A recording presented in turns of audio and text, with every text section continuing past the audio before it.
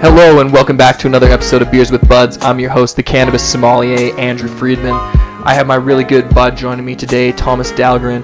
Thomas is the owner of my favorite wine bar in Calgary, Alberta. I'm super excited to chat with him. Hi Thomas, how are you? Doing very well, man. We've been hanging out. We've had a few glasses of wine already, so it'll be a pretty natural conversation, I think. It'll be great. That's great. I think the best thing to do is just, tell people about you. Introduce yourself like you would for an interview. Thank you for having me on the show, man. Oh, it's a pleasure. Yeah, I got into wine right about 10 years ago, getting really lucky, getting kind of a part-time retail gig, and just really fell in love with it. I loved different flavors and different aromas, and I was always really kind of curious in the kitchen growing up, and just stuck with it, and eventually I kind of turned it into the bar and the project that it is now. Tell me a little bit more about the bar and the project, because you undersell it so hard. Like it's so cool. Like how could you just be like, it's a bar and a project? I'll hype you up a little bit. Thomas has, like I said, my favorite wine bar in Calgary, but it was the number 3 best new restaurant for En Route magazine in Canada. Really hip. How many seats do you have? 28, 32, 22 so seats? Our total capacity is 28. So yeah. the total number of guests is usually a couple less. Awesome. So yeah, 28 pretty seat well as many as we can pack in there. Wine bar that is one of the coolest places to be in Canada. So Thomas is really a curator of taste, curator of wine culture in Calgary, and I'm really excited to chat with him about cannabis. So tell me more about Bar Vonderfels. Tell me more about like how that whole started. The name's great. Everything about it's great. Just spiel. Yeah, so we were, it's myself and a really good buddy, Will Tro, who actually moved out here from Montreal to come work on the project. And we were really kind of dissatisfied with what was available to consumers as far as, wine outside of the retail environment. There are a lot of restaurants that had bars, but were more so restaurants than wine bars.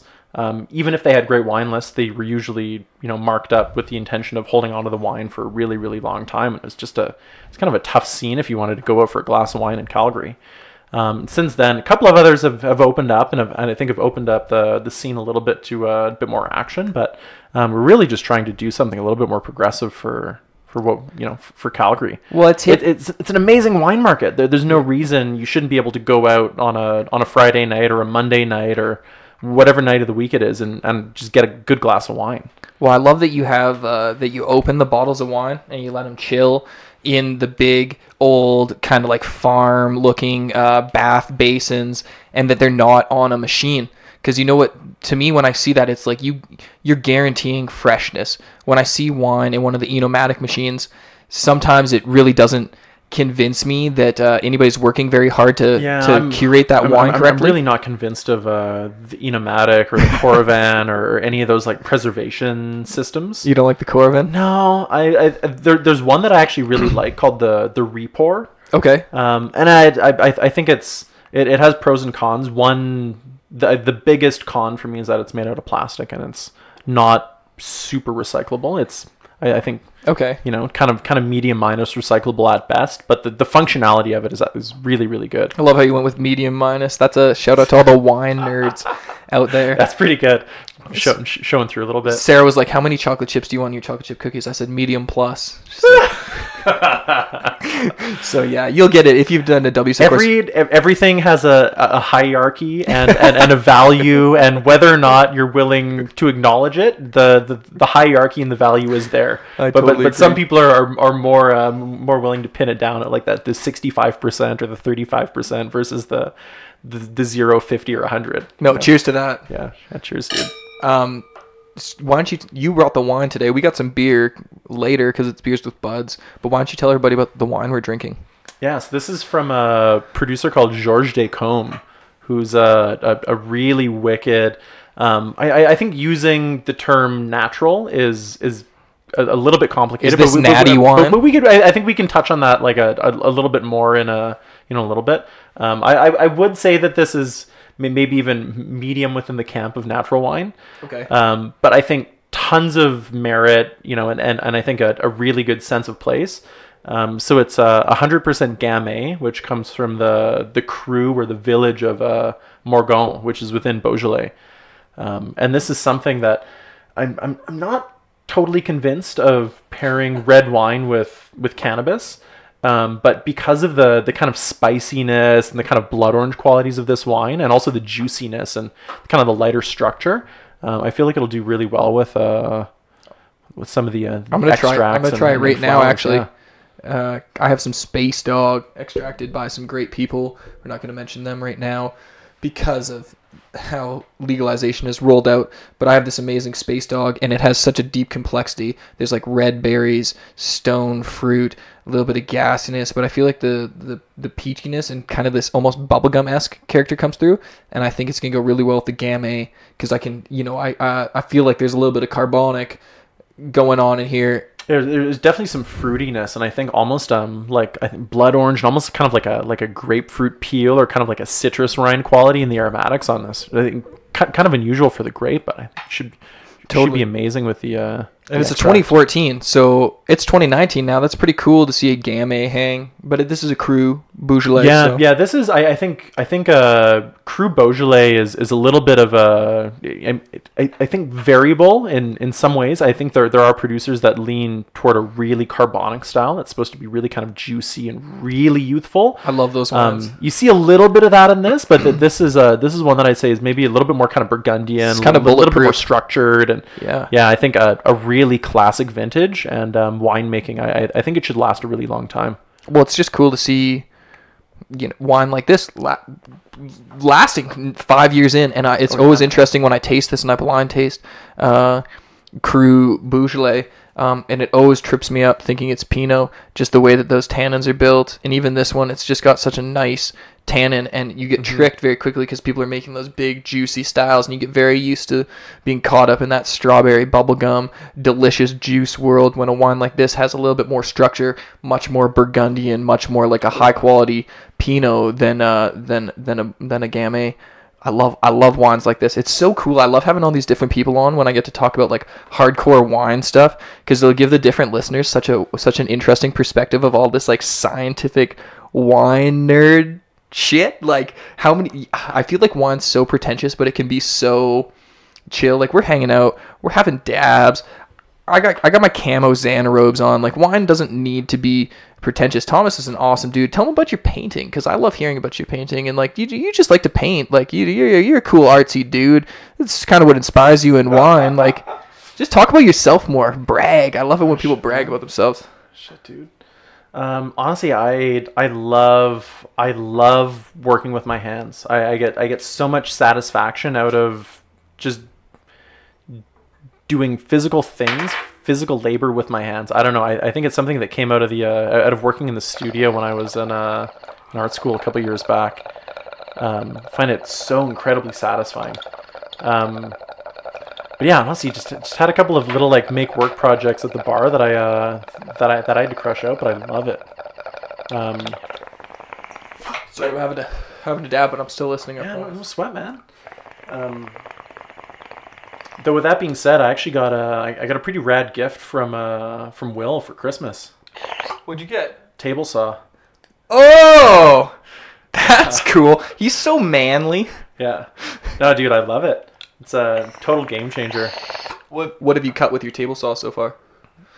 Tables? Tables. Tables mostly. I'm actually working on doing a desk for my girlfriend. Oh, we won't air this until it's finished. Does she know? No, she knows about it. Extremely manly. It is at request. Woodworking. Yeah. I love it, man. What a handsome, manly skill. That's very gentlemanly. You hold these two things in your hands, and you see something happen with it in front of your face.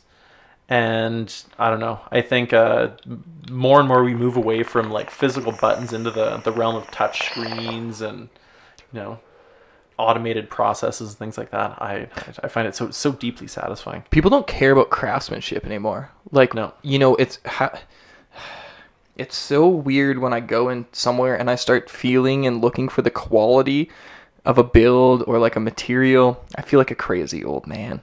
I'm just living up to my stereotypes. Man. No, but I think you have to be skeptical of that stuff, and you have to really look at it. China. That was my Donald Trump. But yeah, no, you do have to be skeptical, and I really like spending my money locally if I can. Would you ever? Well, no, that's ridiculous. Maybe you get stoked on woodworking. I hope you make something cool. What would you make for yourself?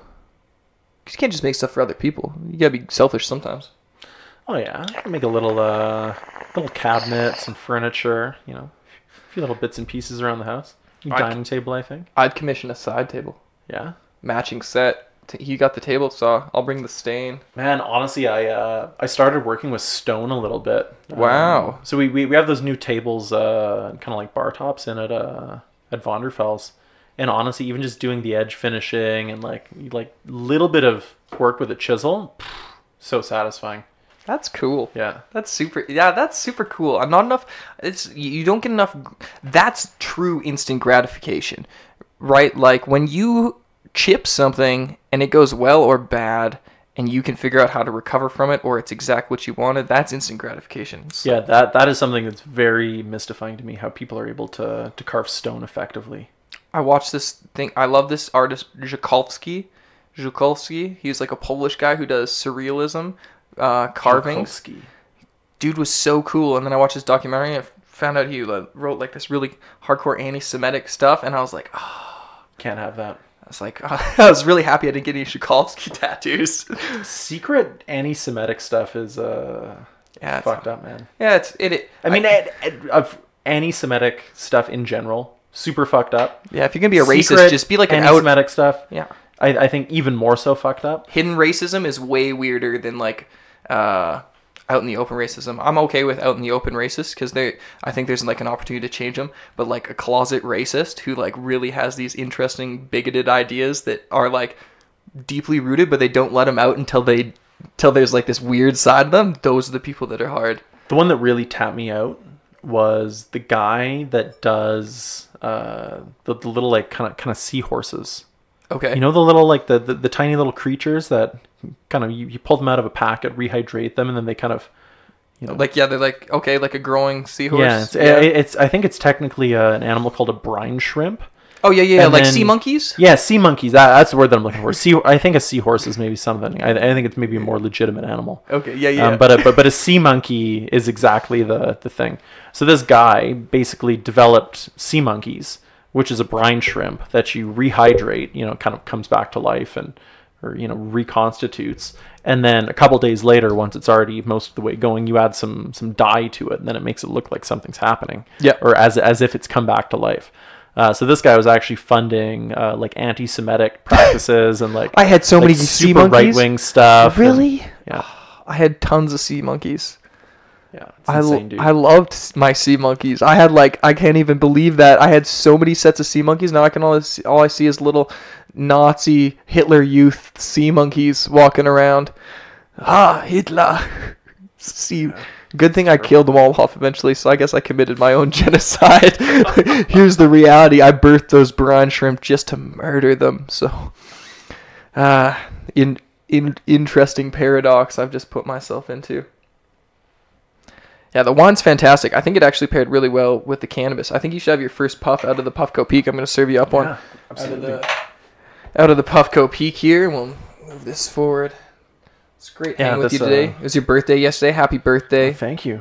You're awesome. So happy to have you here. It's really great when I get to have my good buds. I'm so excited with the Beers with Buds thing because I get to have all these different buds come in. And, yeah.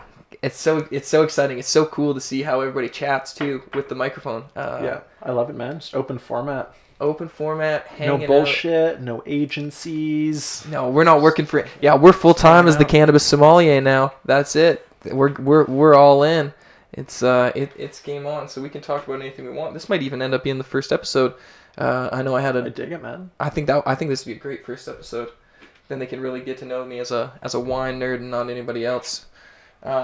So what are you thinking about legalization as I pack you up this? Just tell me about how you feel about legalization right now, because that's kind of a hot topic. I think it's absolutely a step in the right direction. It's pretty good. Fair enough. There are definitely some problems with it. I think even if just, you know, for like, even if you're a connoisseur, if you're somebody that's been smoking marijuana in the past, you're not going to like the prices and you're not going to like the quality. I think that's something that will, it'll take years to get. But you're not going to jail. But you're not going to jail. It is legal. Did anybody actually ever go to jail when it was illegal? Well, I'm sure lots. I hope there's some kind of remediation in terms of getting people out of prisons after. That's something I need to look into too, because I don't know if people are getting out. That would suck. Everybody's record, anybody that's sitting on probation that's worried about, well, I don't know, because drug dealers are very penalized. They're not. But let's talk about this, because this is a great one. Those, I'm going to have to look it up while we talk about it, but the cannabis company that from Winnipeg bought in 200 kilograms of illegal cannabis. Did you read this news article? No. Oh, fantastic. I don't know this one. So these... so with the Puffco, I'm just going to leave this. It's going to vibrate in your hand, and then just make sure everything's melted off the dabber, and then put the carb cap on and just slowly puff on it. The carb cap on this is amazing. This is hilarious. So these guys, and make sure you hold that dabber because we don't want to drop them on the ground. I'm just going to look and see what this cannabis company was. But they bought in 200 kilograms of illicit cannabis and sold it on the clear market, and nobody got in trouble. Like, they fired the board of directors, but nobody's going to jail. And to me, it's astounding that a company gets to purchase 200 kilograms of illicit cannabis. 200 kilograms, like, that's not a small amount. Bonafide Cannabis, that's who it is. Bonafide Cannabis from Winnipeg. They sold 200 kilograms, or they bought and packaged 200 kilograms of legal weed and sold it in the clear market, and they're not going to jail. So what is the margin on 200 kilograms? Were they even fined? What? No. They just fired the board of directors, and now they've been delisted in the province. Here, let me restart for you. So there's a button right on the front. You just double tap that. There you go. Oh, no, we changed the temperature here. Pass it back. Don't worry about it. Technology, man. So they just fired the board of directors, and however, really like this. It works well. Yeah, as a quick side note, there'll be a few more puffs on it, so just you can keep it. It'll vibrate in your hands again. Just let it chill for a sec. So they bring in these guys, and they just fire the board of directors, and that's it. There's no. It doesn't seem like there's any repercussions. They've delisted the product, but their LP license hasn't been pulled, and they're not under investigation or detained as drug dealers, which blows my mind because as I read it, that's a 14-year minimum sentence. That's insane. Pardon me. No, it's all good. There has to be more repercussions for that. Yeah, how can there not be accountability? That's bad business. Yeah, it's from Health Canada or from the government of Canada. Yeah, so that's an interesting one. And there's the Afria thing where they were apparently a shell company and they bought a whole bunch of facilities all over. And when the investors went to check them out, there's not actually anything there. But venture capital money is everywhere in this industry. And I'm with you. I don't think it's a bad thing that legalization happened, but I don't think there's this connoisseur market that people would have really liked, especially if you're trying to normalize cannabis and transition people from the wine world into consuming cannabis. You can't have a low grade. Like, I have friends that I drink great wine with, and they're like, if we're gonna smoke the best. And I appreciate that idea because I try and only smoke the best. Yeah, absolutely. And also, I mean, if you're doing this with any interest of health or wellness or well-being, that's a great point. Don't put crap in your body. Well, and that's a scary idea because you're supposed to trust the recreational producers, but so far they've built nothing but distrust in my eyes. It scares me. Like, I only vape all the cannabis that I'm reviewing, but when I smoke it, I think I would give different opinions. But I can't give you as accurate of a description of flavor if I smoke it. So I'm thinking now that I've been considering that I may have to roll in a smoking section because I can really see the flush and the quality of the cannabis in the ash. but I'm really putting myself in. I'm jumping in front of the bullet for all of you. So you better watch the reviews because I'm really taking this hit for you. And he's putting himself on the line. Yeah, Sarah got poisoned by medicinal cannabis that was purchased from Organigram into Aurora. Yeah, terrible lung issues ongoing still. So, Really? So that gives me serious distrust. Like that's a ongoing lawsuit right now. Are these people that are sick because of cannabis that was sprayed with foliar sprays? There's a lot of different foliar sprays. Myclobutanol is the main culprit, and a lot of people got away with letting people smoke these things that should not be smoked. Yeah, it's horrendous, man. I know. So, but yeah, it's growing pains. I don't want to just complain about cannabis all the time. Where would you go in the world if you could go right now? Well, you're going to... I know where you're going. Yeah, well, I'm going to San Francisco tomorrow. Fuck, pretty easy. Yeah. I'm very, very excited. I don't know if it's the number one place that I'd want to go. No. Are you going to go to Height and Ashbury? I think for a quick stay. Yeah, I'm going to go check it out. I was going to ask. Apparently, it's not that like hippity dippity anymore. But send me a picture. I love see what's up. Do you like the Grateful Dead? I fuck on the psychedelic stuff a little bit. Yeah, but I'm not a huge Deadhead. You're not a Deadhead, yeah. Like I got the special collector's edition stone. I don't have any blacklight posters or like crazy I get T-shirts or anything like that. But I fuck with the psychedelic stuff. I don't have any Grateful Dead T-shirts, and I feel like when I tell people, like, I really like the Grateful Dead, I got a bunch of records, I read about them, like I know the history. But I don't have any T-shirts, and I feel like if I tell people I'm a Grateful Dead fan and I don't have a T-shirt, they're like, "Fuck you, you're not a Dead fan." Bumper sticker? I don't have a Coexist bumper sticker. No, not yet. I think I would like to go and see Dead and Company though with John Mayer. Apparently he's way better. I hate saying this. I'm like, every Deadhead, if there's a Deadhead listening to it, fuck you, Jerry Garcia's the man. But apparently John Mayer's way better. All the other guys are totally like in it. They never had hardcore drug problems. And John Mayer is a great musician with a beautiful voice. And when he sings those same songs, it is not like Jerry Garcia. And I really want to go see the Dead Company. Really interesting. So sorry, this is like John Mayer, like. Oh yeah, John Mayer tours with because everybody else in the Grateful Dead's still living except for like what was his name, Road Pig or something. There's a few Dead guys that have been in and out of the band over the years, but like the core really good members, oh man, I don't want to list them off in case I mess it up, but it's like I feel like I want to. No, I'm not gonna say it. Bob Sinclair, Bill Kreutzmann, a few of the other guys. It's just a solid few of the other guys. few of the other guys. Solid core. Solid core of Grateful Dead, longtime guys, the best guys. And John Mayer's the front man, because he's a fantastic blues guitarist. Oh yeah, and he sings like a dream. Guy's fantastic. That's amazing. Yeah, so he's didn't realize that. They've been touring for 3 years now, I think, because he was a huge fan and just asked, and they really dug it. Like he's great. Amazing. Yeah. Well, I'm sure. I bet it also exposes Grateful Dead to a whole different audience, another realm of people that weren't ever aware of them in their current generation. Totally. It's interesting to think though, as John Mayer going out and doing a cover band. Yeah. That's crazy. When will the Dead and Company release like new tracks in that Grateful Dead style?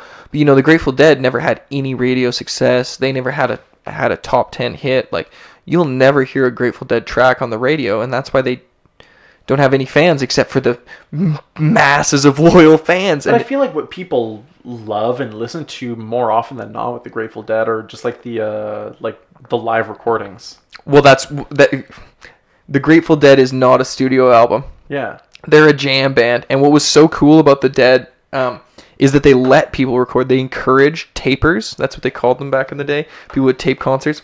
They encouraged tapers because there became this counterculture of sharing and trading the different shows and understanding the different versions, because they were a jam band, again, from the acid test days, where they would just play and be inspired.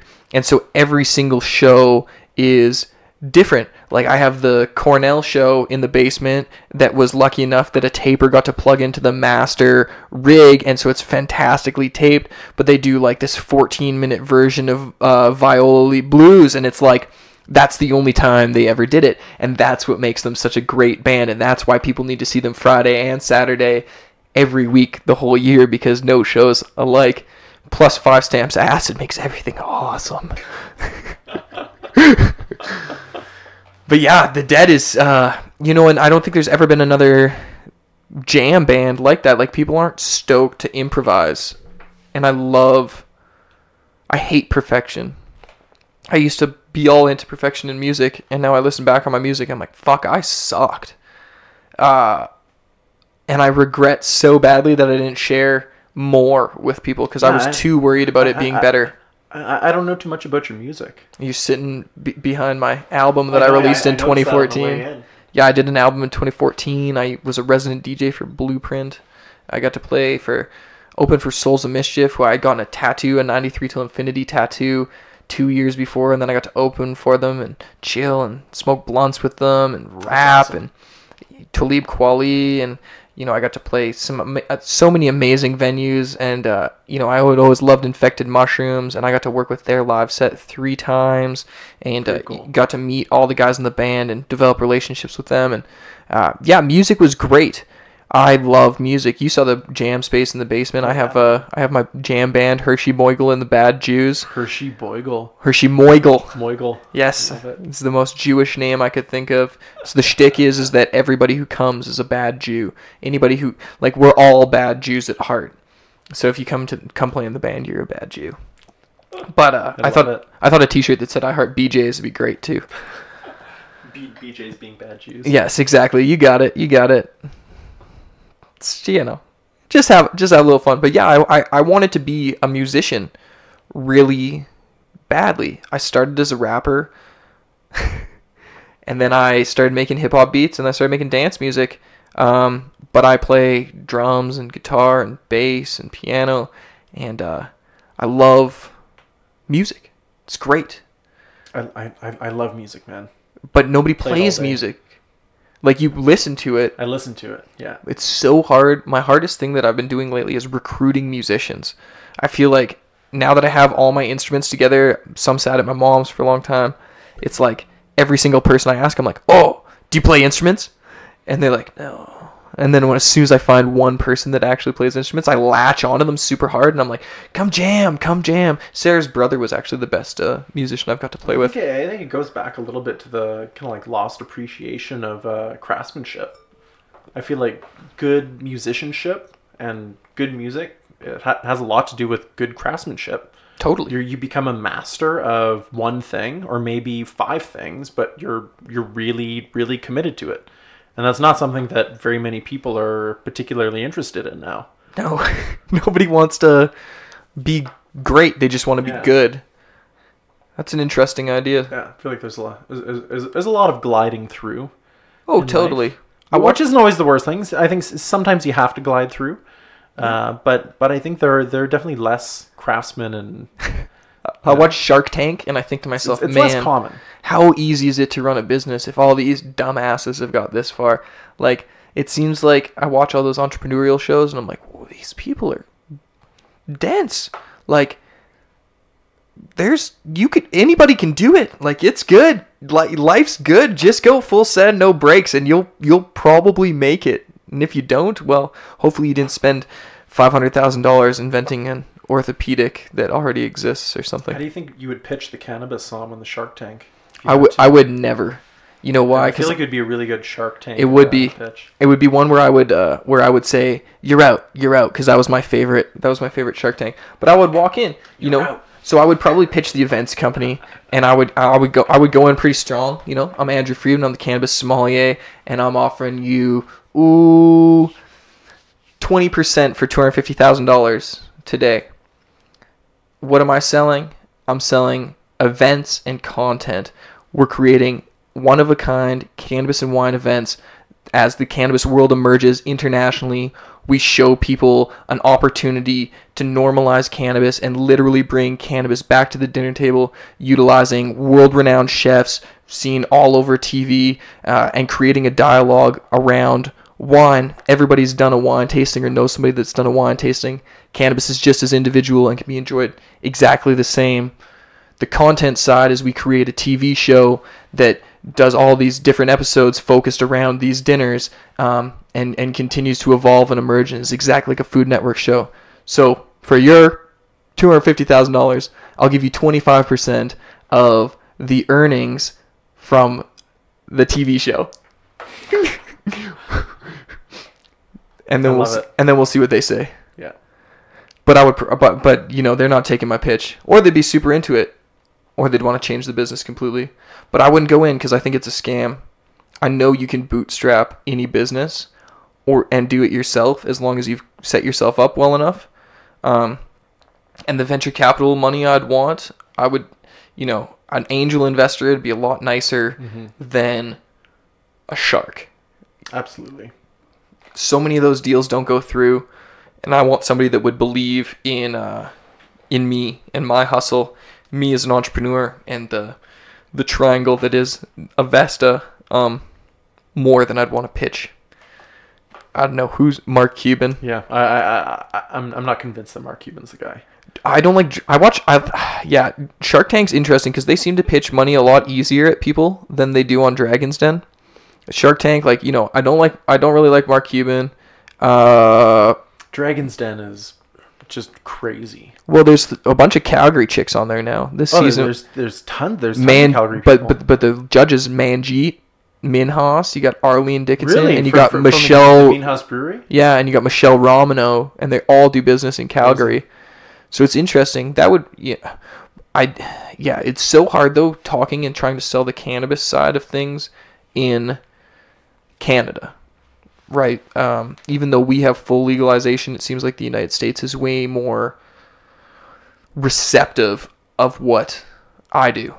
Oh yeah, yeah. I don't think you would ever have any business being on the Canadian equivalent of the Shark Tank. Well, not yet. The Dragon's Den. I don't ever want to ask anybody like that for money. Let's put it that way. There was a business that we used a little while back that was on a Dragon's Den. Which one? It was our CNC guy, or like a computer numeric controlled router guy. They do like kind of like 3D carving and stuff like that. Give him a shout out. But the guy actually has a terrarium and fish tank business that he does custom. Cool. I don't remember the name of it. We'll hype it up on the credits. He has a beautiful blind dog, a blind Shiba Inu named Cody. Shout out to Cody. We remember him. Just a real treat of a dog, hanging out in the workshop. So we're on it. You know, I think we should probably do a dinner soon. We'll get the hype going. But this new year, like, we're definitely going to do a cannabis and wine dinner, I think. Absolutely. If it doesn't happen at the bar, I think it'll happen at a secret location, but, you know, it'll be associated with the brand. I think we'll call it a secret location permanently, but we're going to do something sick. Absolutely. Awesome. I'm stoked to hear your thoughts. What did you think of the Space Dog with the wine? Really, really enjoy it. I thought it brought out. I think because the Space Dog has so much of a red fruit quality of its own.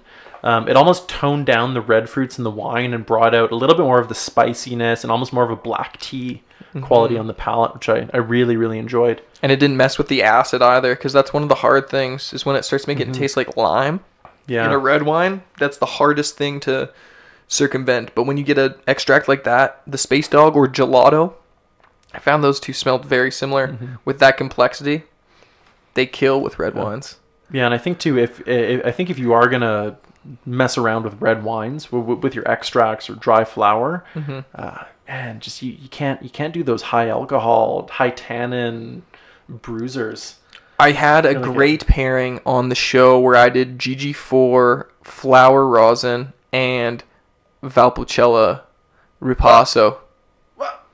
And it made it like Ripasso. It made it it messed with the, like, I don't know what it did, but it made the tannin feel so much lighter, and it made the wine juicier. Ripasso's got some residual though. Yeah, it elevated the sugar. I feel like residual is probably the key in that pair. The sugar was totally the key, and I say this all the time. If you're looking to make a good pairing, it's sugar. Yeah. Because when you get the right pairing, the body, the mouth feel is elevated. Like there's more sugar in the wine. Just so fucking awesome. I don't know why people are so afraid of sweet wines. I know. Off-dry Riesling and Chenin Blanc. But they drink pop. Even champagne with a good hit of dosage. Yeah, they drink pop. You want a gin and tonic, but you don't want a wine with like 10 grams of residual You sugar don't like in it? dessert? What's wrong with you? Yeah. Have you ever, you know what? That's like, people have never had Echem. And when, I don't know if you do this to people often, but I have a lot of people over that aren't wine nerds constantly. And I pour them crazy wines. And now I'm getting all these people like, oh, I didn't know wine tasted like this. And it's like, yeah, it's because you just have to have the good stuff. Sweet wines with high acidity are incredible. Incredible. Well, when you get them in perfect balance with lots of concentration, or sometimes with not that much concentration. I love when, Botrytis Riesling. Oh, man. Oh, late harvest Botrytis Riesling. Who has a great one cheap in Canada? I feel like it's Quail's Gate has a late harvest Botrytis affected Riesling for like $24 for a half bottle. Really? And it is. Wow. There's super reasonable. What's the other one? Oh, there's one from South America. I can see the logo in my head now. I feel like it's an Ehrenfelser, and it's from...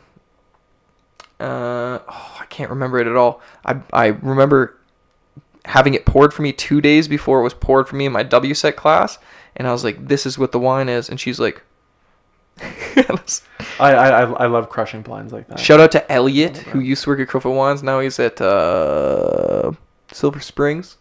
Great dude. He's gonna come on the podcast soon, and he'll remember that wine. Shout out to Silver Springs is the epic plug of amazing old bottles for many years. Oh really? You buy from them? The spot has been blown now, but nobody knows where it is. We didn't say the town because that's one of the hidden parts.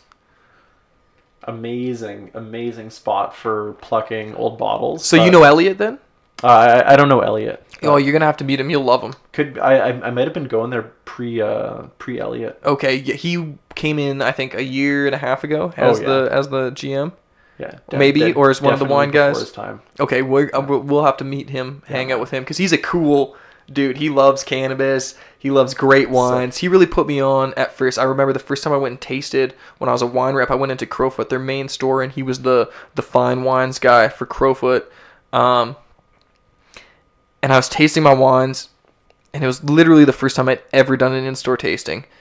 And I checked all the wines. I grabbed a glass from like the fine wine side, and I checked all my wines before I poured them. I smelled them to make sure that I wasn't pouring bad wines. And he came up to me and he's like, I've never seen a rep check their wines before. He's like, bro, what's up? What's your name? And I was like, it's, I'm Andy. And then we became great friends because I ended up working there a few more times. But, it's just that one. It's interesting how first impressions really matter and the little things. It's also amazing how few people care about the quality of wines that they're pouring. Even just check the bottles, Oh, well, I feel like that is exceptional within wine agents in Calgary. A lot of them don't even check their wines. I constantly get poured corked wines. Because you get tasted 5 days of the week, probably. Oh, man. That's funny. Constantly getting corked wines. When do you stop taking appointments with new agents? At what point is it like, no, I've had enough. These are my guys. I'm done. I don't want your corked wines anymore. Man, I hate meeting with agents. It's impossible. But they're a crude essential part of the job, right? They are, but I think you only need to meet with a handful of them. You can pick like a half dozen. And you're good. Just stick with those. Meet with them every other month. And you can have 150 wines. Yeah. If they give you a hard time and pull your allocations or, whatever, well, fuck them. Yeah. For everybody listening. There's someone else waiting there just gearing for the business. Well, there's so many, I think it's 136,000 wine listings in Alberta. SKUs. And then there's... Man, I think it's 860 agencies or something through Alberta. Yeah. It's a really impressive amount of selection in Alberta. I love it. This is the wine haven for the world. One of the best wine havens in the world. I agree. Yeah. I think outside of major American markets and major European markets, and I think, of course, it goes without saying, Tokyo and Hong Kong and... major markets like that, this has got to be one of the best. Well, it's kind of like tax evasion doing business here. Yeah, the pricing is almost too good to be true. Yeah, privatization, great. Nowhere else in Canada has privatized liquor like we do in Alberta, and that was one of the important things when I got into wine so that I could learn cannabis. I became a Canadian wine scholar so that I could learn Canadian wine law in and out. And one of the things I learned was like, it must have been Ralph Klein at that point, because he did something so wonderful for the province. That whoever pulled Something that in deal the off. 1980s.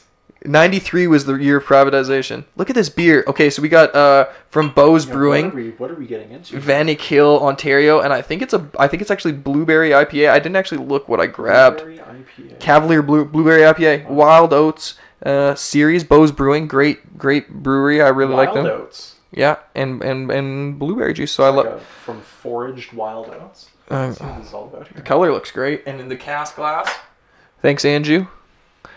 That means absolutely nothing unless you're listening from Calgary, Alberta. But shout out to everybody listening everywhere else in the world. I appreciate you. If you want to see a dinner happen in your city, a cannabis and craft beer dinner, a cannabis and wine dinner, I'd love for you to email me at thecannabissom@gmail.com. Let me know what city you're in. Let me know what you want. Let me know if you can help me, because I want to be there and I want to turn it into some amazing content, and I want to turn it into a TV show.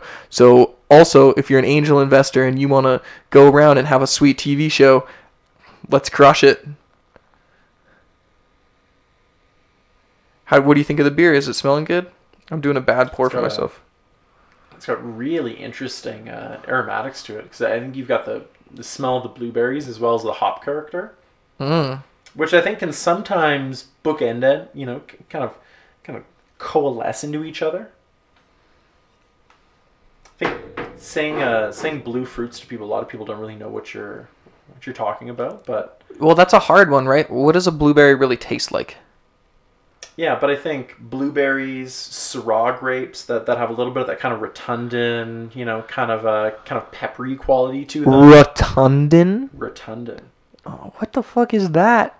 I'm like the most pretentious wine guy. I don't know what that is. It's kind of a peppery, kind of spicy aromatic quality. Man, you can never use that as a describing word.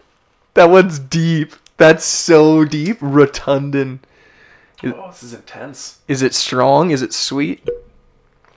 Well, I think you get a bit of the initial sweetness from the blueberries, but Let me tell really pronounced hop character. I don't like it.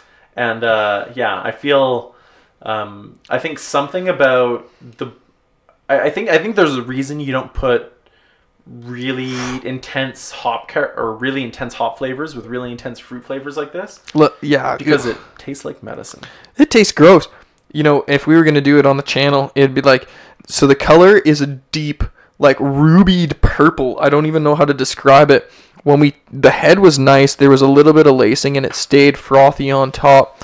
But then as I drank it, it was all like overly sweet blueberry juice that was cut with blackberry and bramble juice, and then like kind of just a little bit too hoppy of a beer. Probably would have been good separate, but there's too much residual sugar going on. The beer is very sweet, and that gives it a heavy body finish, and it feels very sweet but also very tannic.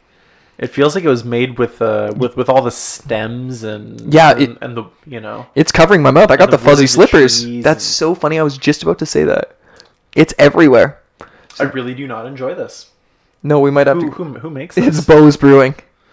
Beau's Brewing. I actually really like their Tom Green Milk Stout. My buddy used to sell these. Yeah, of course you can. My buddy used to sell these, and so I try them every once in a while. But yeah, on a scale of 1 to don't like this beer, it's probably like a 3, maybe a 2. I don't know if you had that blueberry vanilla thing that came out from Jasper Brewing over the summer. Tasted just like this, and it was not my cup of tea. Curiously, this is in the Wild Oats series, and ingredients include local spring water, organic barley malts, organic blueberry juice, organic hops, and brewer's yeast. Sans Wild Oats. There's no Wild Oats. It says Wild Oats 1, 2. Okay, so only 2 places. But on the branding, beer, but it does say Wild Oats 2 places on the beer, and it contains no wild oats or oats whatsoever or anything wild. Nothing. There's nothing wild about this. If anything, this is like a tame little girl's beer. Not convinced. Not convinced.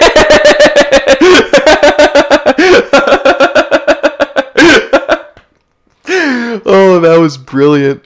I think even little girls would be better off drinking some kind of blueberry cranberry cocktail. Cru Morgon. Yeah.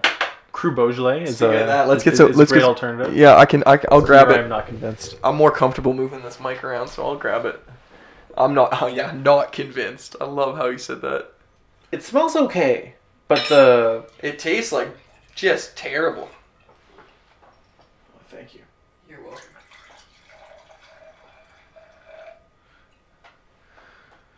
I really got to figure out how to get these on videotape, because the face you made when you said not convinced was just gold. Just absolute gold. I'm going to try and turn this into some content for Instagram too. So that would just be hilarious to put on the Vonderfels. Or even, what are you on Instagram? YoungDop AOC with just YUNG_DOP_AOC. YoungDop AOC. Check him out. Not to interrupt you, I just want to ask, when does this turn into the Deezes and Muro show? At no point. At no point. I don't even know what that show is. Tell me more about it. You don't know the Deezes and Muro show? No, but it sounds great. It's these two guys from Brooklyn that just throw down. They had a show on Vice. Really? Okay, Tell me more about the show. Come on. It went off air maybe, I don't know, 3 months ago, and they're coming back on Showtime in a couple of months. But what do they do? It just came out of a podcast. What do they do? Shit. Just chat shit? Yeah, just talk shit. Yo, shout out. Say their name again. Deezes and Muro. Shout out to those motherfuckers. Thank you for the format.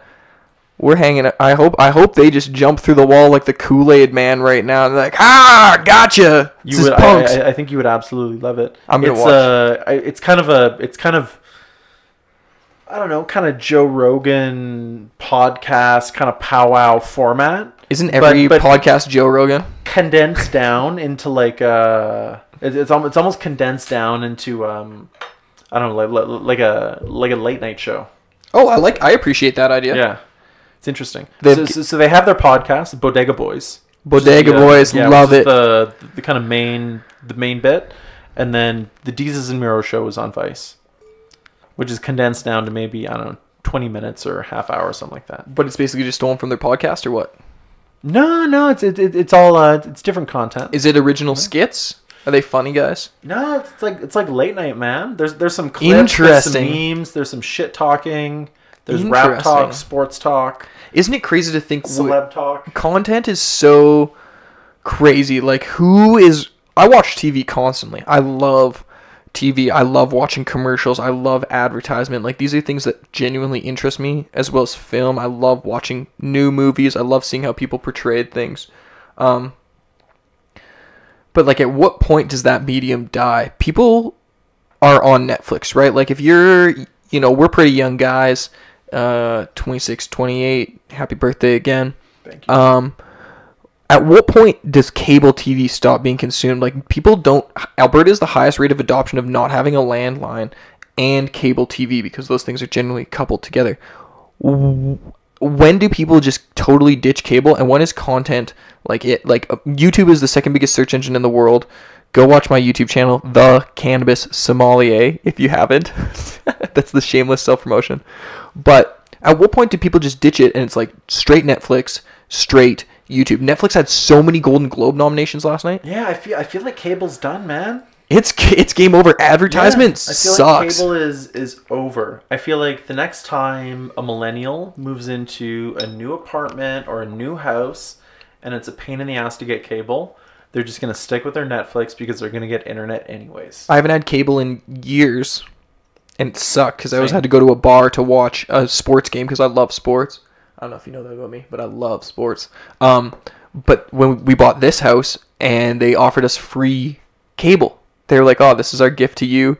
And I did the math, and it was like, if I take their stupid cable and internet package, it was like, in the long run, $45 cheaper than me just paying for internet. So I was like, okay, I'll take your free 6 months. I'll take your discounted rate.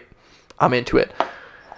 And I even still kind of lament the fact that I have cable, even though I just told you I love watching it, because I feel like I waste my time. I love the advertisements. The advertisements suck. I never want to buy any of the stuff. But I still watch it, and I still want to be part of that medium so badly. Like, I watch Food Network, and I'm like, oh, I want to make a show for this. Like, a Netflix cannabis and wine show cannabis, wine, and food show isn't as cool as it would be if I cut commercials into the middle of it. No, I don't know, man. TV's tough. I Yeah. feel like after high school, I did not buy a TV or get cable. At Yeah, you any don't have point one in after your that. you don't have one No. in your house at all. So we do actually have a TV. We plugged it in once for like Make sure it worked. for like 2 or 3 hours. Okay. Uh, What did you watch? Harry Potter. no, we watched some Curb Your Enthusiasm DVDs. Oh, right then. Okay. Yeah, so I mean, it's a good thing to get in there. It wasn't that like bad, yeah. But honestly, man, the blue light that comes out of those things is hard. Hurts your face. Hurts my face, and I'm not convinced of TV. I took a couple years off, and every now and again I pick it up, and I feel like you're just dealing with those kind of like false personalities. Someone trying to sell you shit. Someone trying to work their angle on you, and that's all that happens on TV for me. Yeah, that's fair. I wish there was more authenticity. Yeah. I feel like, maybe years ago, I think there was some really good programming on like Showcase or even going further back. What like show are you thinking about in your BBC. mind?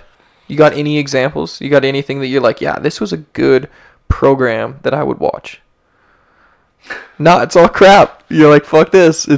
Might watch something on BBC or Showcase, but it's basically Is this something that's out right now on TV right now that I would watch? even 20 years ago. I love King of the Hill. I own every season of King of the Hill. It hasn't been on TV in like 20 years now. I bet if you were born in 18 years old now, they wouldn't even know what King of the Hill was. I think Sopranos. Ooh, that's is timeless. Yeah.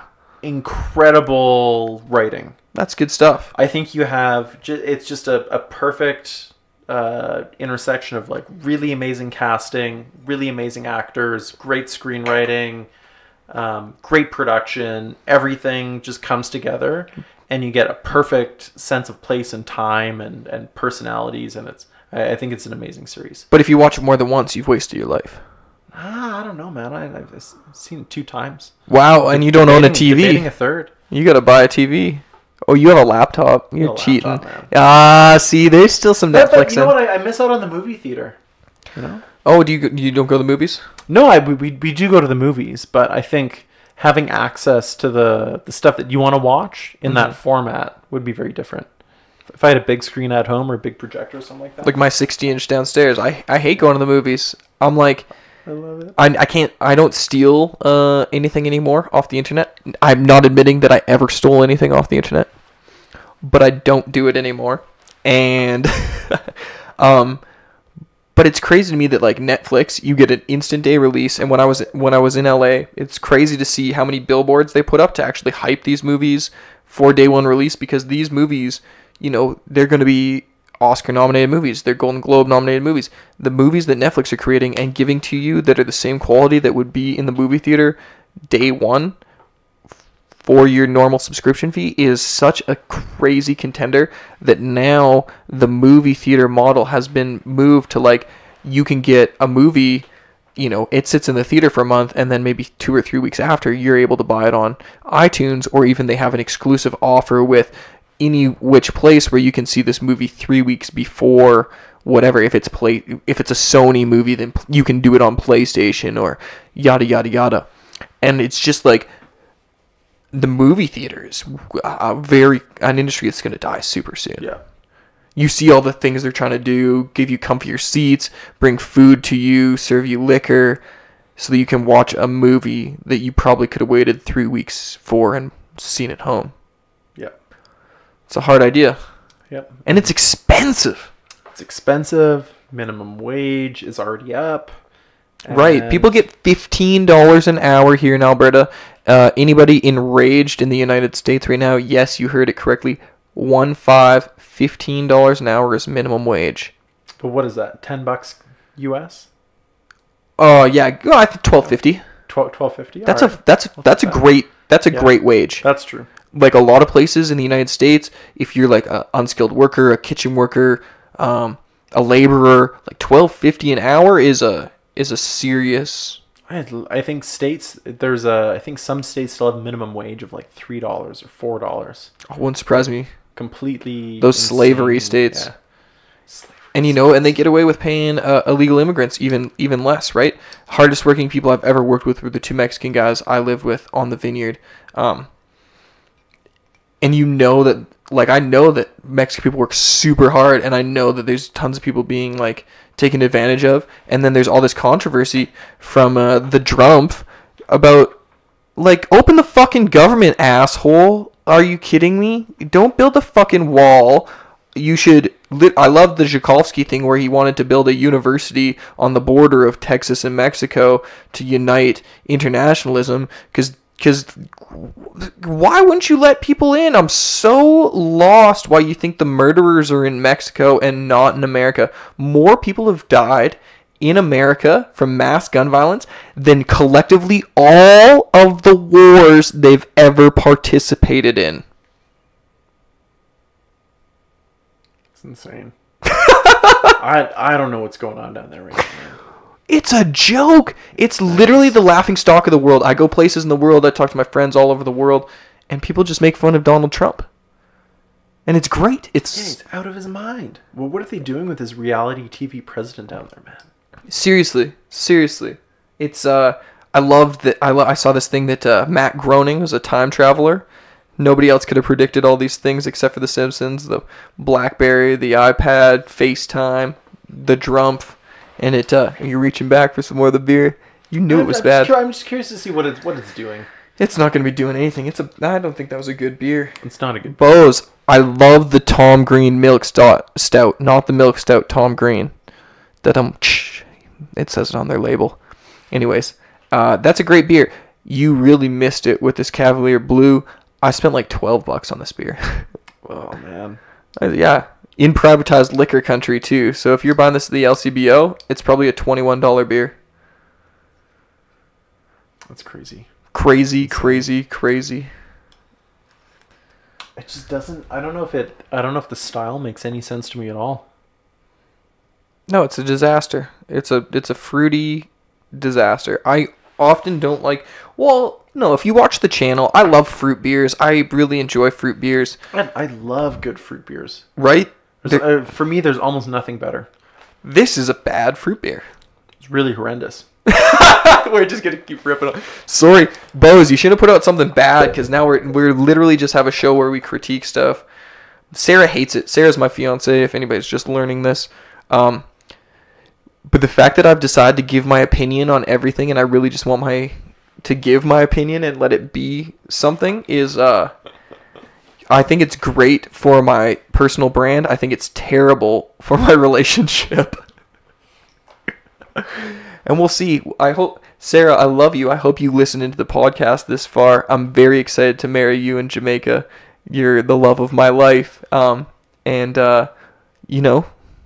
stop. You don't have to listen to my opinion all the time.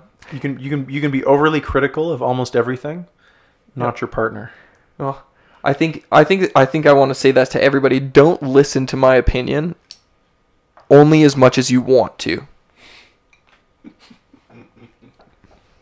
I don't think that's like ridiculous.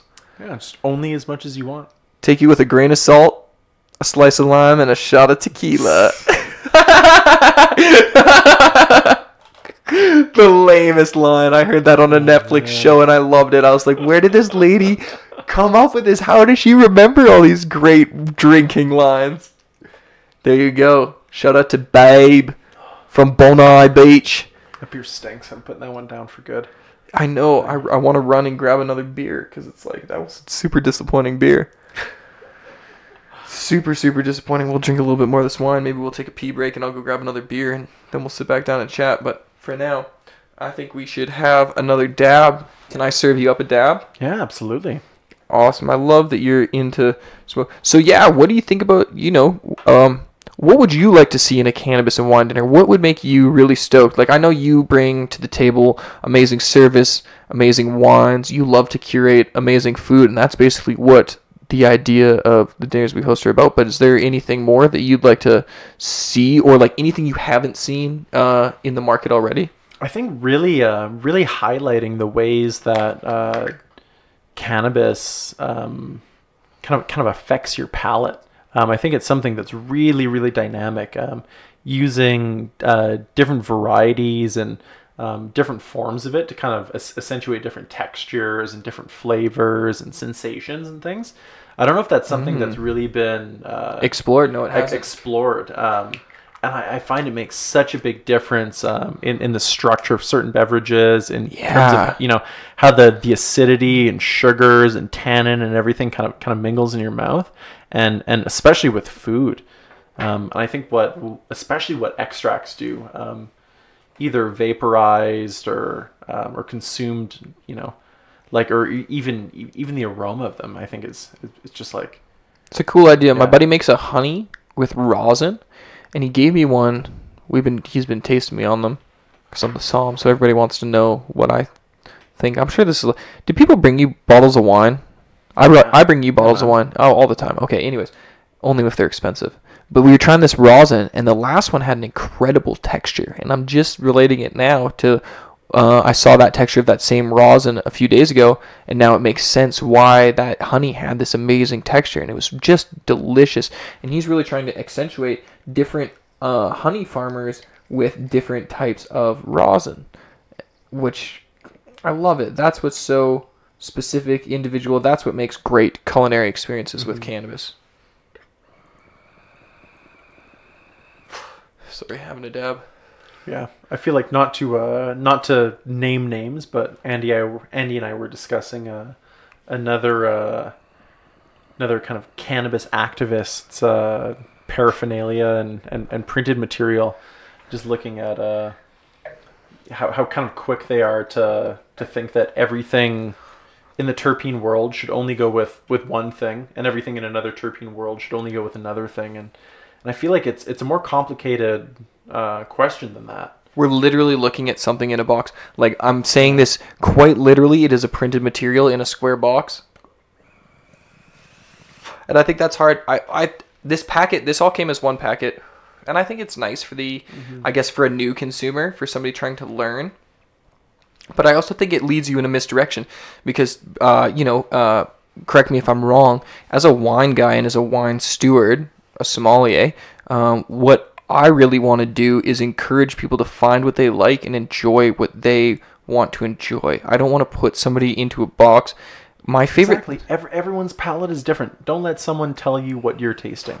No, yeah, I hate suggestive taste, and that's one of the hard things about the show is I suggestive taste. I tell people what I think it tastes like, but when we meet in person, I'll give something to you, I'll smell it, ooh, wonderful, and then I'll hand it to you, and I'm never going to tell you what it tastes like until you tell me what it tastes like. Well, I mean, there is no smell-o-vision, and we are talking about products and things that have flavor and aroma. So I think you've got to talk about them to some extent, but yeah. But after to give someone a card that says that varieties that have limonene terpenes only go with oysters, scallops, and lemon bars, which are, I think, three very, very disparate things. Why would you pair lemon with lemon? Yeah. Like it doesn't make any sense to me. That's not very sommelier-like, if you ask me.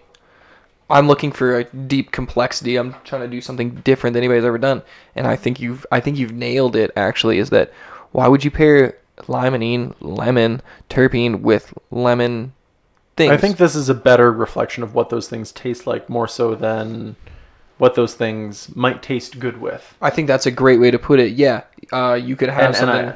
I don't know. It's like it's a cop out. Yeah, but you know what? I think it's a bit of a cop out. I've seen a bunch of cop outs there, but maybe I'm just going above and beyond because I didn't come into wine as I didn't want it to be my job. I came into wine to tell people about cannabis. I saw Psalm on Netflix. Again, bring it back to Netflix. They're getting so much promotion.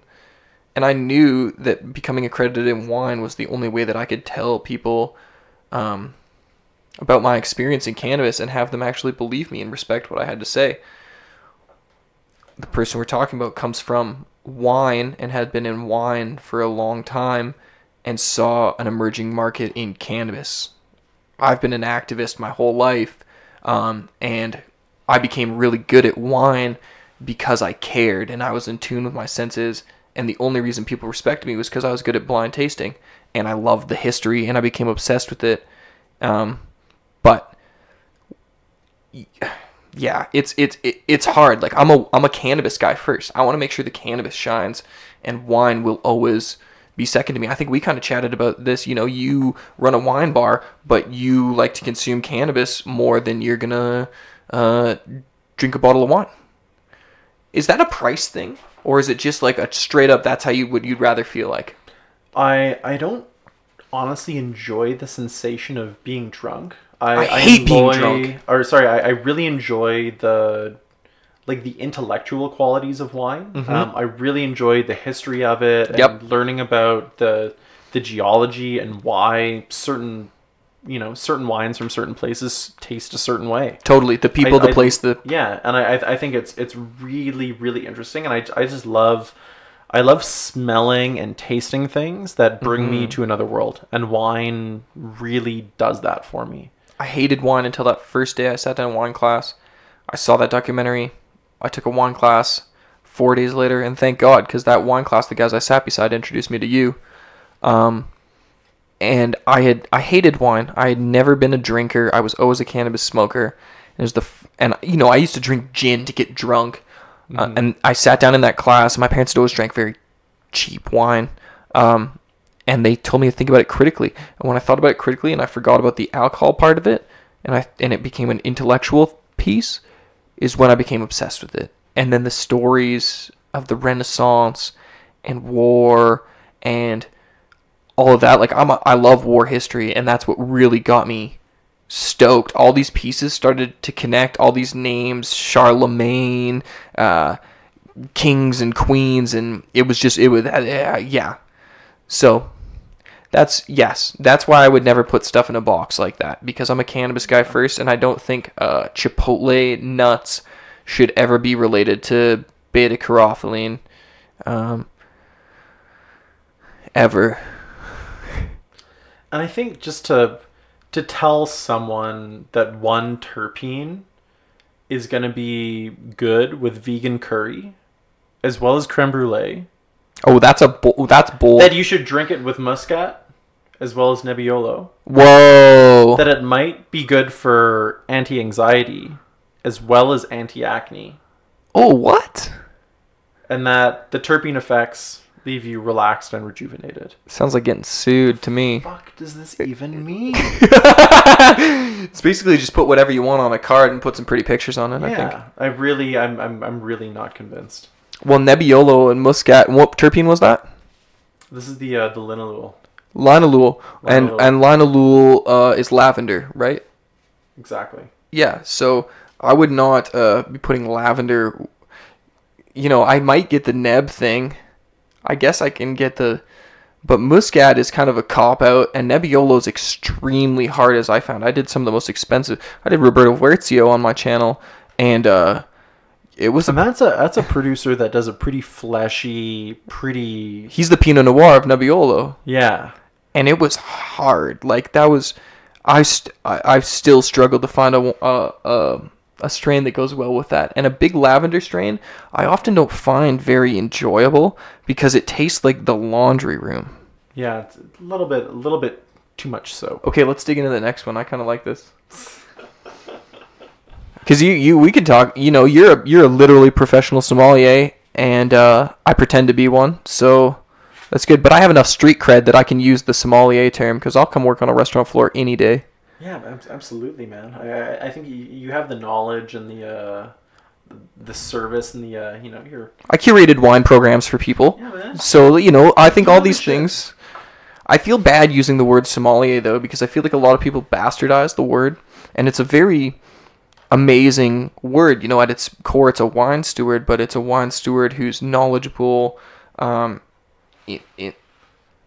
feel like, yes, sommelier is a really specific word, but at the same time, there's not a word in the English language, at least, that, or at least the words to articulate someone who is an expert in a field that revolves around kind of a sensory appreciation for things. Shouldn't it just be a master?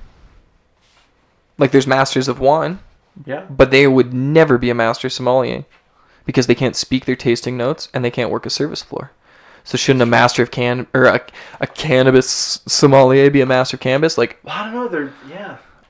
That's a tricky one. I mean, a master of wine and a sommelier are different. Very different one of them people. is very academic, and one of them has a lot to do with. You've probably met both these people, and the personalities are so. Yeah, they're very, very different, I think.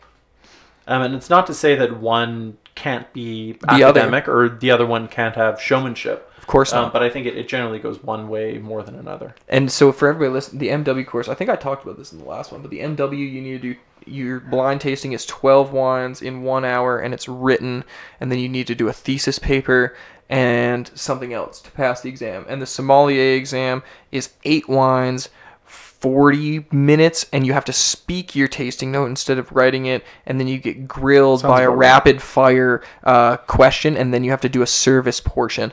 So one is very academic. You don't have to talk to anybody. You can be in your own mind the entire time. The other one, you literally have to speak every note.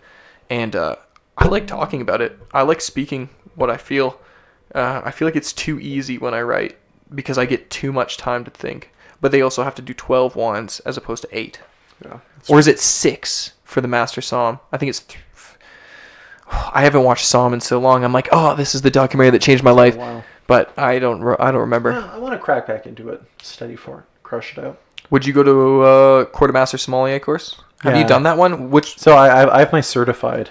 I think I want to crush out my advanced and move forward possibly. I said I said I would challenge the advanced. If they let you in, if you get a master somm sponsor, they'll let you challenge the advanced. So the last guy I worked for was like, yeah, we'll just get Zabo to do it. No chance. But that would be an interesting idea. Yeah. I don't know if I would... Crazy amount of information. I don't know if I would ever continue on the extreme sommelier route. Just because I did the WSET 3 Canadian Wine Scholar, and I feel like I love reading books. I read so much from books, and there's so much I learned from other books and my blind tasting groups and the guys that I get to drink wine around that gives me this information that school never did. Like, of course, school was really good, and I spent lots of hours in class, and also spent hundreds of hours reading books to get to where I'm at now. But it's like, for me, I don't know for you, you're in the restaurant industry, but for me personally, I don't know if I would ever go back to school until like a 20, 30 year point from now when I kind of had another thing to prove, maybe that I'm still in the game, because I'm very much so in it right now, and the money for school is just not what's going to crack it for me. I hate traditional education.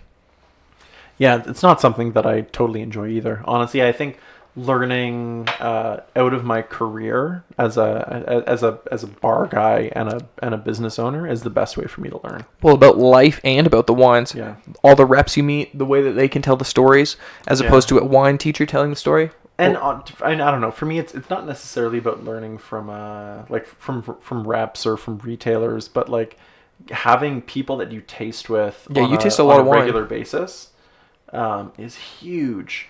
And even like tasting the same producers year in, year out, and getting a really good idea of what those vintages do to certain wines. Yeah. That for me is huge. What have you got to do the best vertical of? Because you get to drink so many wines now, like all these bucket list wines. Like if you're a wine nerd, Thomas gets to drink all the wines you could have ever dreamed of because people are bringing them into Ball. Yeah, we're really, really lucky. Did you drink the Testamata I brought you for when you came number 3 in on route, or is that sitting in somebody's basement? It was really good, man. Yeah, super dark and viscous, and yeah, that was a wicked bottle of wine. I took one of those. I really, really like those BB Greats wines. I took it to Mexico, and I had a Romeo Juliet, like what was it, like a number 35, or nice. with a bottle of Testamata, and watched the sunset the day after we got engaged. That's a wine that I'll never forget. I'm happy I brought you that bottle. That's awesome. No, I think if I had to pin it down to one producer that that gets me like really, really excited, probably be a Comte Ligier Bel Air. I have never had one of those wines. It's a really, really amazing producer in Von Romane in Burgundy. And they are just so incredibly expressive and perfumed. And I think they show, really only ever the best parts of the vintage that they're made in. But they always show the vintage. Man, yeah, Von Romane wines. Those just get me going. Burgundy. Yeah, what did I say earlier? Dabbing every day is like drinking Pinot every day. Yeah, man. Yeah, dabbing all this great stuff is like drinking Von Romane every day. Yeah, man. There's only so many people that get to try this amazing stuff because it's so limited. And God, I love Burgundy so much. Yeah, it's the best. Yeah, those I was really, really lucky. Started tasting those I think in the 2009 vintage. Which is relatively early on for that producer. I think his first vintage was maybe like 2000 or 01. Okay. And they're just such amazing, evocative wines. I don't know. I got to brag right now because my buddy Steve Okranik, we're talking about the best vertical wines. Oh, we'll go for a stretch. Yeah. I've got to drink so much Sassicaia with him. He's been collecting Sassicaia since he started making money. And thank God for Steve-O the wine guy, because man, he just opened so much great wine for me. Like Sassicaia smells like beefaroni and violets. That's a wicked tasting note. That was the number one wine this year for Wine Spectator. Sassicaia 2015. Man, I'm really, really fond of the 03. Been super lucky to taste the it 03 was a couple gangster. times over the last few years, and man, for such a hot year, fuck, that's a good wine. There's I got to drink so many at great points. Some a little young, for sure. When did you drink that 03? I've had it twice in the past, probably 3.5 years or so. Violets and beefaroni, baby. Yeah, man, so just so floral and meaty, and I think, and just in a perfect window. It's a hot year, so I think they can be a little bit top heavy. I think now is probably the time to drink them, but there's so much better value than Sass. It's interesting. I don't know. Sassicaia is a great wine. Don't get me wrong. Yeah, it's incredible cheap, wine. No, it's not cheap. So not getting any cheaper. Especially when they got that number one wine this year. Buddy went from being able to get his regular 2 cases a year to it was I think he got 6 bottles or 1 case, and they're like, that's it. 6 bottles or 1 case? Oh yeah, because it comes in 6-packs. I think he got 1 6-pack. I think it went from 4 6-packs to 1 6-pack. Jeez. That's crazy, man. So many more people want it. A lot of people want the juice, man. The hype is real. You want the number one wine in the world, right? People go nuts over the number one.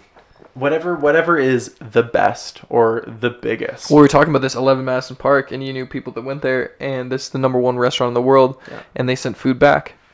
Yeah, but also, I mean, whatever happened to getting, great satisfaction out of something that didn't cost you that much? We had that for lunch today. That hard to find. Yeah. I know. Yeah, great lunch for $30 or it was whatever odd. Yeah, it was like nothing. The beer was way more expensive than the food. Yeah, and easily. It was a great deal. We had a 2-liter acai. But yeah, lunch $12. Chicken teriyaki, rice, miso, and you had broccoli. I had what I have zucchini. That's right. No, that was fantastic. Shout out to Key in Calgary, Alberta. Go eat it. Really dig it. Yeah, I did not get an upset stomach, and I ate so much food.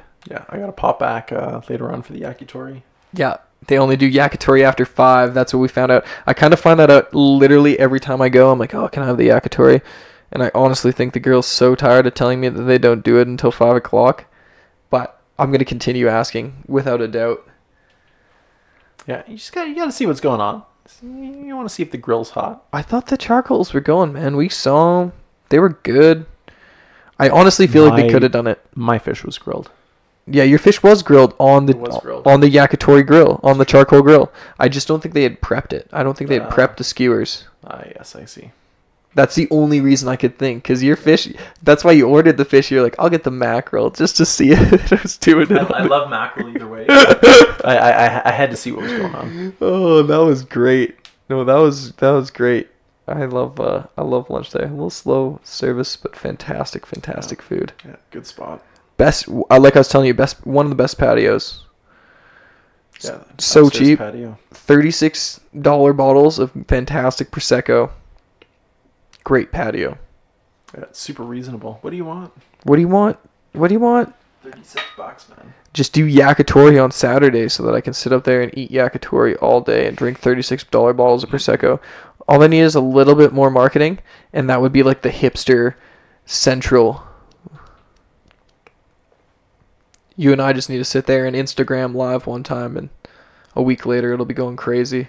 Yeah, you have to do the on location, like the radio shows. We're gonna do one at Vonderfels for sure. Yeah, man. We're on location at Bar Vonderfels. Come to the bar and. That's exactly what I was thinking. We'll just take the boom arms, swing arms, and we'll slap them on a table.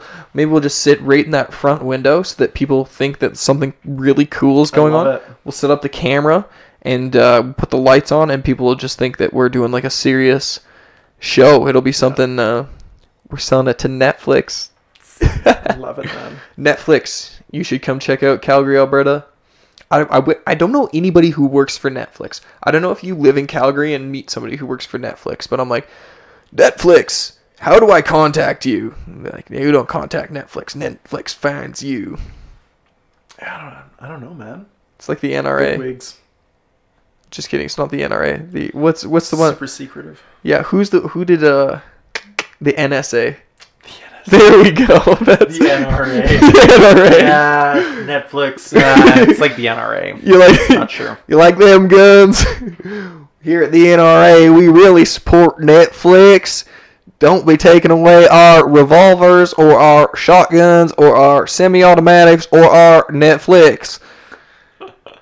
No, the NSA is who's spying on you, just like Netflix is spying on you. But Netflix, please contact me. You're not a spy. I'd love to be a spy for you.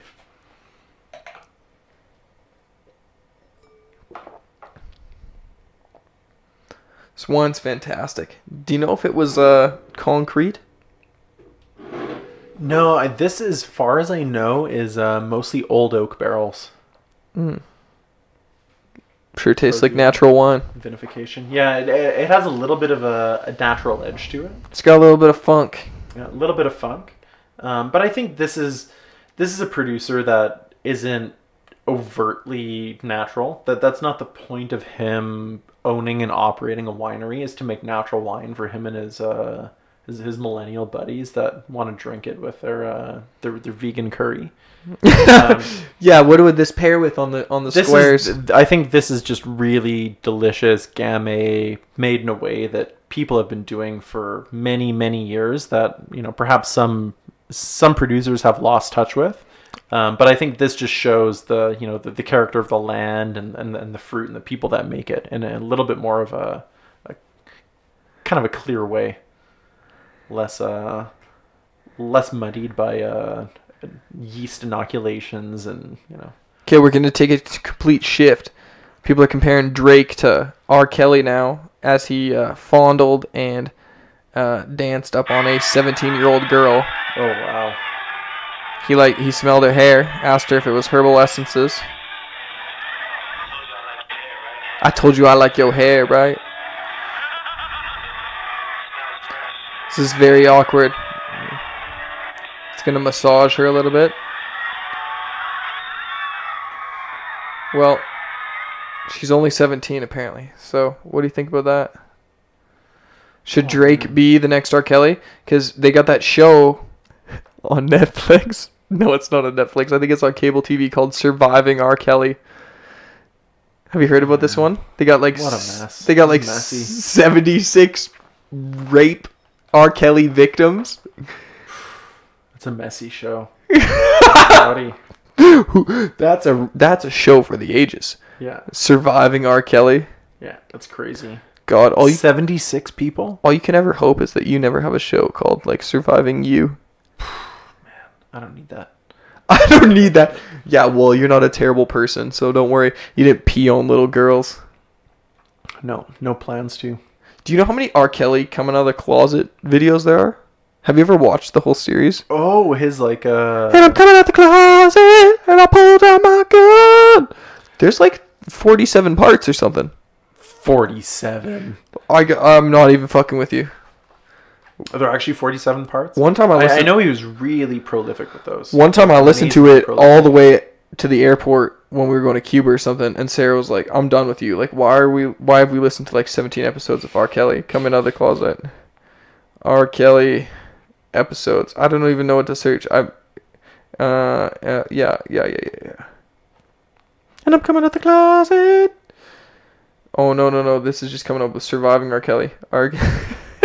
This is a bad guy.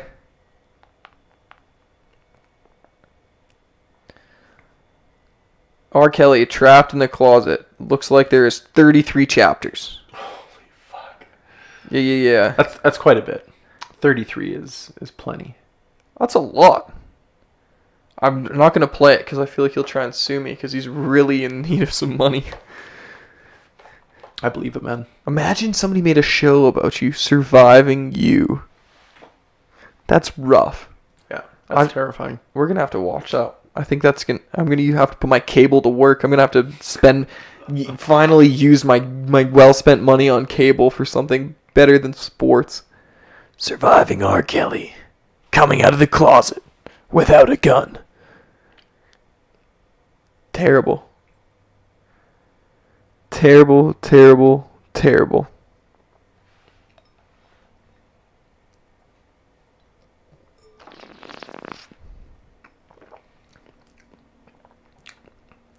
It's good juice, eh? It's pretty good, but it's like a nerd juice. Yeah? I don't think everyday customer likes this. Yeah, it's got a lot of satisfaction though, man. I think if you came to the bar and you wanted like somebody to like tell you about a wine and make an experience for you, this is great wine. Would I drink it every day? Do I like it as much as drinking Belle Gloss Pinot Noir every day? Belle Gloss. When was the last time you had a bottle of it? I don't know if I like it. It's fucking delicious. It is so good. I just cover me in it. I think the Dacombe is more so my red wax seal. Yeah, it's a little. So everybody, a little one up top. It's a little quick dipper.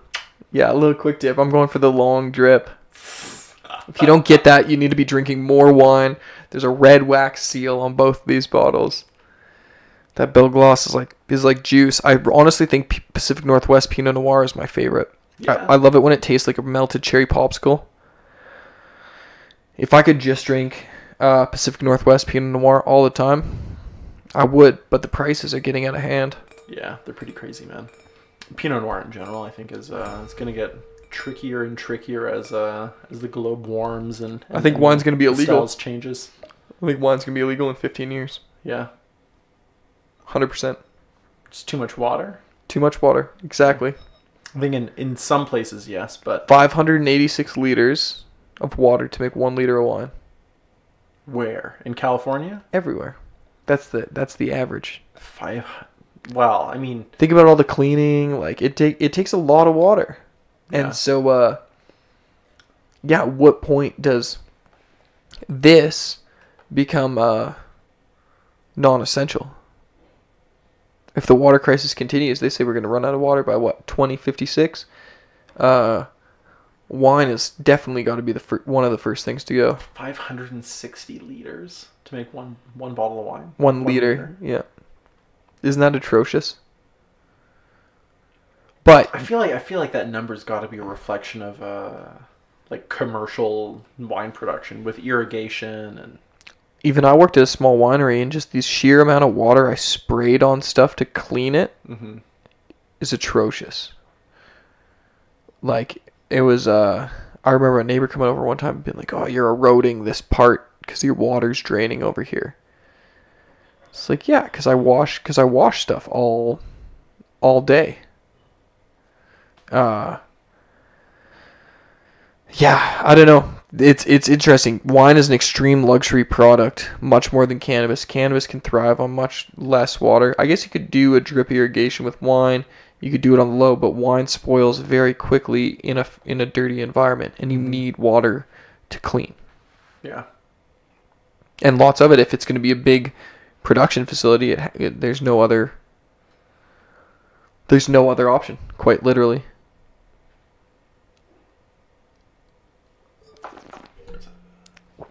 Yeah, Sarah's home. Sarah's home. I don't have any roommates. Don't worry. Just one. The love of my life. Oh man. Just one.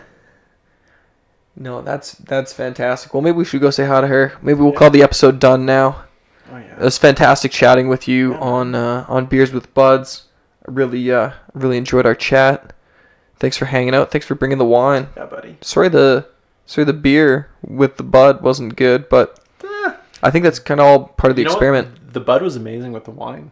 The bud was really Worked good out. with the wine, and that's all that matters. We had a nice chat, so I'll give you cheers, and Dude, cheers. to everybody else, please make sure to subscribe. Check out the YouTube channel, Beers the with Cannabis Psalm. Yeah, subscribe to Beers with Buds. I think it'll be on SoundCloud. Might put it on YouTube, but make sure you check out the Cannabis Sommelier if you're in Calgary, Alberta. Make sure you go check out Thomas at Bar Vonderfels. Make a reservation. Let them know that you heard about it on the podcast, because that would be really cool. Tell them the Cannabis Sommelier sent you. Thanks again, Thomas. Cheers, dude. Thank you. Cheers.